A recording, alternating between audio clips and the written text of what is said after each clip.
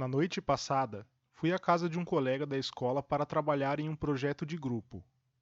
Eu moro em um apartamento na cidade em que fica nossa universidade, e esse colega mora na casa dos pais, que fica em uma colina fora da cidade, na zona rural. Para chegar na casa dele, eu tenho que dirigir em uma vicinal de pista simples, relativamente deserta e apertada, por umas 5 ou 6 milhas. Nós começamos a trabalhar no projeto lá pelas 6 da tarde, e eu acabei ficando um pouco mais depois que terminamos. Eu fui embora por volta das 11 da noite, seguindo meu caminho na estradinha de volta para a cidade. Eu não imaginava que seria tão difícil guiar naquele lugar à noite. Não havia iluminação além dos faróis do carro, e a estrada era bem mal cuidada e cheia de buracos. Além disso, eu estava sem sinal de celular, então tive que dirigir um pouco mais devagar para não danificar o carro ou estourar um pneu por causa dos buracos. Eu estava sem estepe porque já tinha trocado um pneu algumas semanas antes. Eu já tinha dirigido umas 3 milhas quando virei uma curva fechada e me deparei com uma caminhonete estacionada na diagonal no meio da estrada. A maneira que o veículo estava estacionado impedia totalmente a minha passagem. E não dava para contornar porque havia sarjetas dos dois lados da pista. O único caminho que eu podia seguir a partir daquele ponto era para trás, onde havia uma abertura que eu poderia usar para virar o carro.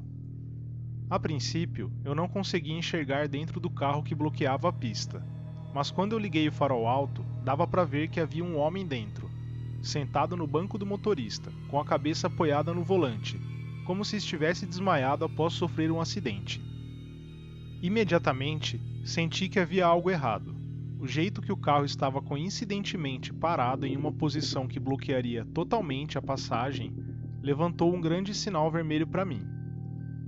Já ouvi histórias de pessoas se fingindo de mortas no meio da estrada como um jeito de atrair pessoas desavisadas para saírem do carro e serem roubadas. Então eu decidi voltar para a casa do meu colega e explicar o que havia acontecido. Eu engatei a ré e comecei a manobrar, sempre trocando o olhar entre o que estava à minha frente e os retrovisores, para ter uma visão clara da caminhonete enquanto eu dava ré. Quando eu estava quase chegando na abertura onde eu poderia virar o carro para voltar, mudei o olhar do retrovisor para a estrada à frente e meu coração quase parou. O homem que antes estava escorado no volante do carro, agora estava andando na minha direção, num passo bem rápido, enquanto algumas outras pessoas saíam do carro dele e começavam a acompanhá-lo em minha direção. Eu entrei em pânico e comecei a manobrar mais rápido, o que acabou danificando meu carro por causa dos buracos, com várias pancadas na parte de baixo. Assim que eu terminei a manobra e engatei o carro para sair dali, o cara já estava do lado da porta do passageiro, forçando a maçaneta para abrir. Graças a Deus, as portas estavam todas travadas. Eu consegui ver o rosto dele apenas por um curto período de tempo, mas parecia bem detonado e marcado, definitivamente devido ao abuso de drogas. Eu zarpei de lá e não diminuí a velocidade até chegar na propriedade da família do meu colega, constantemente olhando o retrovisor. Eles não conseguiram me alcançar, e quando cheguei à casa do meu amigo, expliquei o que havia acontecido. Eles decidiram chamar a polícia, e os pais dele me deixaram passar a noite na casa deles. Os policiais não encontraram ninguém na estrada que coincidisse com as características que eu relatei. Mas foi feito um boletim de ocorrência e eles disseram que ficariam de olho naquela estrada e em veículos que batessem com a descrição, e também em outros relatos sobre algo parecido que pudessem ligar ao caso. Ainda estou muito abalado com isso. Vira e mexe eu começo a sentir a mesma adrenalina que senti quando vi o cara vindo em minha direção, e não consigo parar de pensar em tudo isso.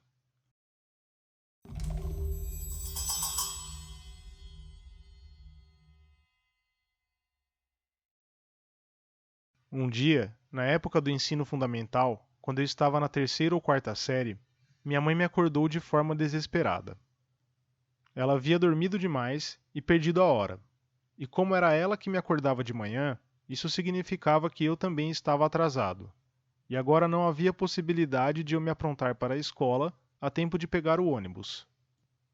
Se me lembro corretamente, as aulas começavam às 8 da manhã, e o ônibus me pegava às 7. Nesse momento, já eram umas 20 para 7 da manhã, e eu ainda estava de pijama e não tinha tomado café da manhã. Então minha mãe decidiu avisar para o motorista do ônibus que ela me levaria à escola, para dar tempo de nos aprontarmos com calma. Enquanto eu tomava o café da manhã, ainda de pijama, lá pelas 10 para 7 da manhã, nós escutamos o ônibus encostando. Ele estava uns 10 minutos adiantado. Em meio à névoa da manhã, minha mãe bota a cabeça para fora da porta e acena para o motorista do ônibus seguir viagem. Ela fecha a porta e volta para a cozinha, mas o ônibus não sai. Alguém bate na porta, e minha mãe abre para receber um homem vestido de motorista de ônibus. Ele explica que é um motorista substituto, e está cobrindo o turno da pessoa que normalmente nos leva para a escola, que teria faltado do serviço por motivo de doença. Ele diz que sabe que está um pouco adiantado, e que isso aconteceu porque ele decidiu sair mais cedo, devido a não conhecer muito bem a rota. Então ela explica para ele que me levaria à escola naquele dia, porque estávamos atrasados. Ele fica visivelmente chateado, e diz que pode esperar alguns minutos já que está adiantado. Minha mãe insiste para que ele siga seu caminho, porque eu não conseguiria me aprontar em tão pouco tempo. Ele fica estranhamente irritado com tudo isso, mas se vira e volta para o ônibus, e então vai embora. Então eu volto a tomar o meu café da manhã, ainda sem ter colocado o uniforme da escola.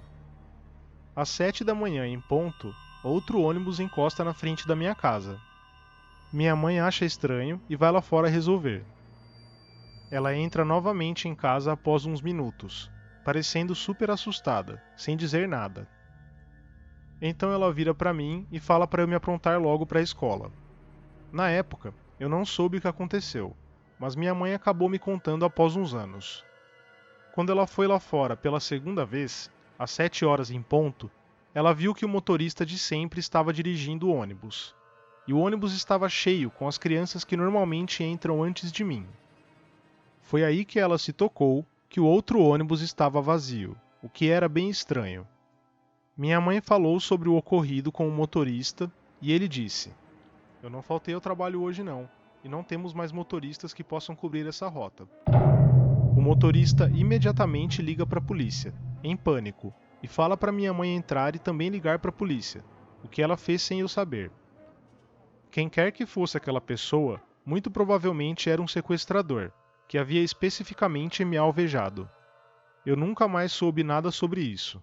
Também não sei se ele passou na casa de alguma outra família que ficava naquela rota. Tudo me diz que se eu tivesse entrado naquele ônibus, eu jamais teria chegado à escola, ou voltado para casa. Se a minha mãe não tivesse perdido a hora naquele dia, eu provavelmente teria entrado naquele ônibus, com aquele desconhecido.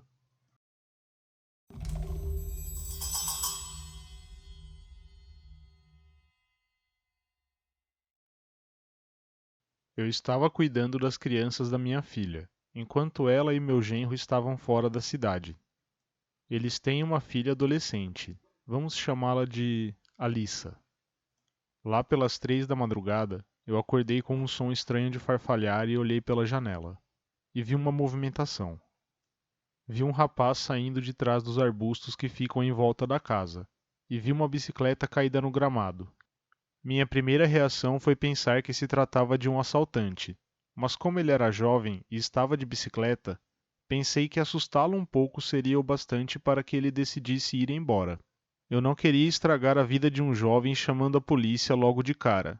Então eu fui até a sacada, acendi as luzes e falei: "Boa noite, posso te ajudar?"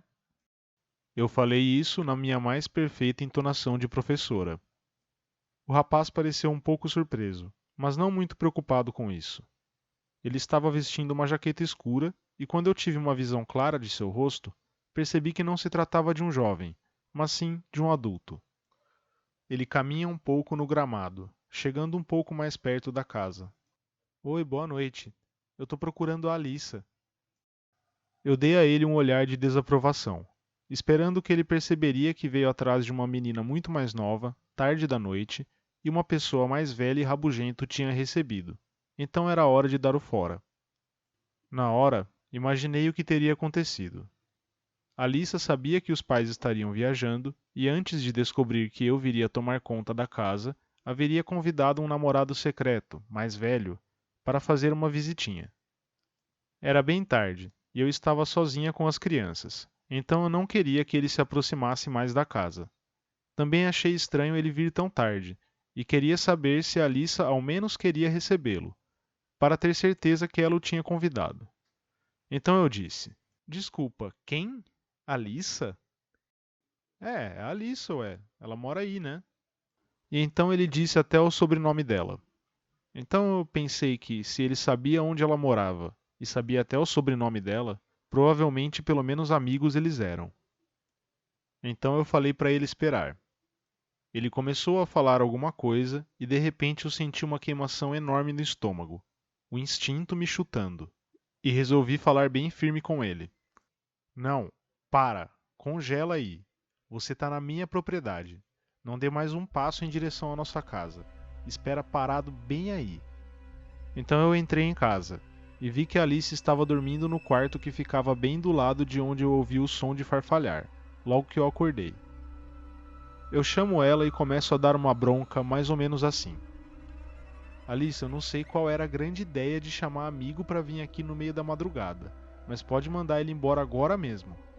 Ela claramente não fazia ideia do que eu estava falando, então eu conto que tinha um cara lá fora perguntando por ela. Confusa, ela levanta e vai olhar pela janela. Ela o vê e fica branca como um lençol. Ele perguntou por mim? Exatamente. Pelo meu nome. Isso. Liga pra polícia. Eu nunca vi esse cara na minha vida. Eu liguei pra polícia imediatamente. Mas enquanto eu estava falando com o atendente, a Alissa começou a me chamar, batendo no meu braço, e disse: Ele tá chegando mais perto. Eu tinha outras crianças mais novas na casa, então eu mantive a tranca fechada e abri apenas uma fresta da porta, e falei pra ele. Eu perguntei pro meu marido e ele disse que não conhece nenhuma Alissa. Vai embora ou eu vou chamar a polícia. Ele ficou bravo e começou a gritar para ela sair. A polícia chegou bem rápido, e quando ele ouviu as sirenes, ele subiu na bicicleta e zarpou dali. Eu fiquei olhando para onde ele ia, e de repente vi ele entrando no banco do passageiro de um carro que estava com as lanternas apagadas, e o carro saiu de lá bem rápido. A polícia seguiu na mesma direção quando eu falei que ele estava fugindo, mas não conseguiram alcançá-los. Eles nos aconselharam a apagar todos os detalhes de qualquer mídia social que a Alissa pudesse participar, e disseram que houve algumas denúncias e chamados parecidos com o que havia ocorrido conosco. Eles estavam investigando esses casos. A Alissa dormiu comigo no meu quarto o resto dos dias que eu estava cuidando da casa e da família da minha filha.